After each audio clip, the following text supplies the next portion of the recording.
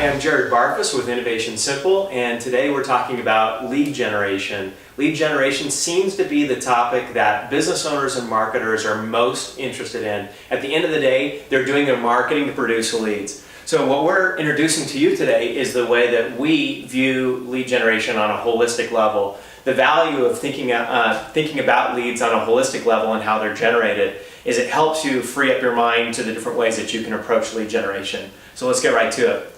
The first thing we'd like to introduce is basically the three different categories or groups of lead generation strategies. The first is online strategies. Now, in and of itself is a huge opportunity for generating leads. There's lots of different ways to generate leads online.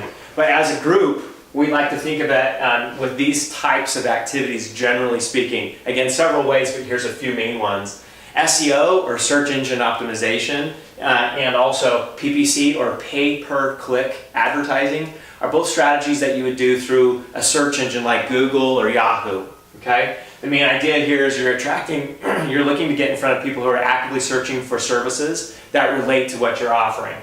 Social media, there's plenty of platforms and ways to develop business that way. Niche sites, and also email. We would all consider online types of strategies. Email kind of unique in that way. But niche sites, the main idea there is there's plenty of ways of getting present on websites that would relate to the type of customer you want to appeal to as well. There's a couple of features that these types of strategies all share in general. They, of course, are digital, but they tend to be more engaging than other media resources, and they're also self-directed by the searcher or the person that's engaging with the media resource. Now, it's engaging because there's opportunities to introduce video and other elements that kind of create a cohesive experience for the experiencer of your media. It's also highly shareable and very measurable. Every click and every step of engagement that someone has with your media piece in an online platform, an online world, gives them the gives them the opportunity gives the marketer opportunity to measure every step of that process, which helps them in pivoting and growing the marketing effort. Second to that would be offline. Now, online has become so central in lead generation that you can almost call almost every other effort an offline strategy. These are traditional media sources: TV, radio, billboards, mailers, print ads, virtually anything that would happen offline. Now, the reason we're looking at these as a group is because largely people are making their buying decisions and their final comparisons when they're on an online resource. That means these other areas, again, radio, TV, mailers, and others, that these resources complement the online efforts by, in essence, leading them to those online resources. That's largely how we view those efforts and largely how people are using, marketers are using those resources today. Print is usually the platform for a lot of these, although you can think of broadcast categories or broadcast methods as in this category as well. Often you're using these resources as an awareness tool, but often there's direct marketing channels or opportunities with it too, where you're looking directly to drive someone from, say, a mailer piece to a phone call or to a visit or some kind of action that you're looking to engage them with.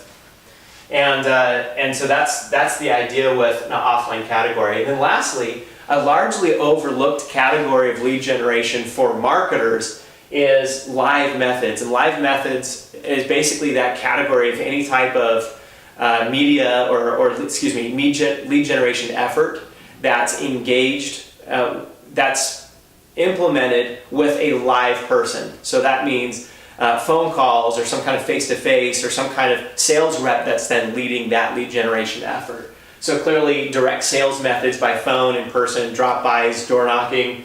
Referral gathering efforts we would usually consider as a live activity, because often if you're going to make an active effort to generate referrals rather than just a passive receive them as they come type of method, then largely that's something that's going to happen with engagement with a salesperson or somebody who's directly developing that.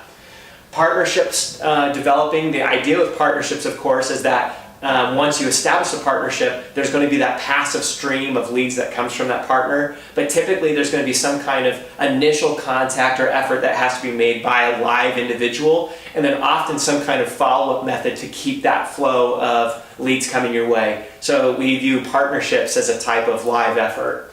And then also, of course, phone calls or any other face-to-face type of visit. The power of this is it's very customizable. You can have the sales rep or the individual developing the leads actively engaging with the other individual that you're intending to do business with or develop the lead with. And so the customization is very active there. It can be very engaging as well. Have you ever had that experience where you're working with a salesperson and frankly you're not particularly interested, but because they're there, you can't kind of separate away? Nobody likes that feeling on the customer end, but at the same time it's proven to be effective in many instances and is the power of that live piece. Whereas if you're comparing it to offline or even online opportunities, as soon as somebody, just the second they lose interest, they're going to step away from that media piece and move on to something else. Whereas the live individual can keep that engagement going and keep that contact.